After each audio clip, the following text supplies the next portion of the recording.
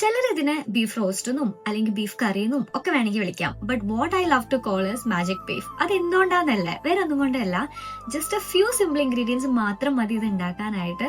And the flavour is absolutely incredible. വിശ്വാസമായില്ലേ അല്ലേ? എന്നാൽ നിങ്ങളൊന്ന് പോയി ഉണ്ടാക്കി നോക്ക്. അപ്പൊ എങ്ങനെയാ, ചൂടുള്ള ബീഫും അതിന്റെ കൂടെ പൊറോട്ടയും കൂടി കഴിച്ചു വന്നാലോ? ഞാനിവിടെ സ്റ്റേക്സ് വാങ്ങിച്ച് ക്യൂബ്സ് ആയി കട്ട് ചെയ്തെടുത്തിട്ടുള്ളതാണ്. അതൊന്ന് പ്രഷർ കുക്കറിലേക്ക് ഇട്ട് നമുക്ക് നമ്മുടെ മാജിക് പേസ്റ്റ് ഉണ്ടാക്കിയെടുക്കാം. കുറച്ച് ഉണക്കമുളകും ജിഞ്ചർ ഗാർലിക്കും അനിയൻസും ഫ്രഷ് കൊറിയൻഡറും കൂടി ചേർത്ത് നമുക്കിതൊന്ന് ഗ്രൈൻഡ് ചെയ്തെടുക്കാം. സത്യം പറഞ്ഞാൽ ഇത് കണ്ടപ്പോ കഞ്ഞും ചമ്മന്തി കഴിക്കാനാ തോന്നിയേ.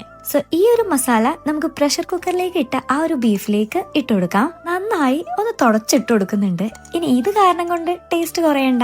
ഒരു കപ്പ് വെള്ളം കൂടി ഒഴിച്ചു കൊടുക്കുന്നുണ്ട്. ചെറിയ പ്രശ്നം, നമുക്കതൊന്ന് ടാപ്പ് ചെയ്ത് റെഡിയാക്കി എടുക്കാം. ഇപ്പൊ സെറ്റായി. സോൾട്ട് ആഡ് ചെയ്ത് കൊടുത്ത് നന്നായി ഒന്ന് മിക്സ് ചെയ്ത് കഴിഞ്ഞതിന് ശേഷം നമുക്കിതൊന്ന് അടച്ചു വെക്കാം. 2 വിസിൽ വരെ നമുക്കിതൊന്ന് പ്രഷർ കുക്കർ ചെയ്തെടുക്കാം.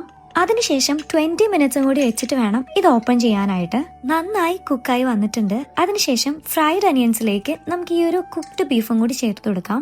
അതിലേക്ക് കുറച്ച് കറി ലീവ്സും കൂടി ചേർത്ത് കൊടുത്ത് വീണ്ടും ഒന്ന് മിക്സ് ചെയ്ത് കൊടുക്കുന്നുണ്ട്. തിക്ക് കൺസിസ്റ്റൻസി ആയി കഴിഞ്ഞ് കഴിഞ്ഞാൽ ഫ്ലെയിം ഒന്ന് ഓഫ് ചെയ്യാം. ഇതിലേക്ക് കുറച്ച് ലെമൺ ജ്യൂസും അതുപോലെ തന്നെ കുറച്ച് കൊറിയാൻഡർ ലീവ്സും കൂടി ആവാം. അങ്ങനെ ഇതിന്റെ ഫൈനൽ ടച്ചും കഴിഞ്ഞു. ഇനി സമയമില്ല, ഇനി കഴിച്ചിട്ട് വരാം. സോ നെക്സ്റ്റ് വീഡിയോയിൽ കാണാം. ബൈ.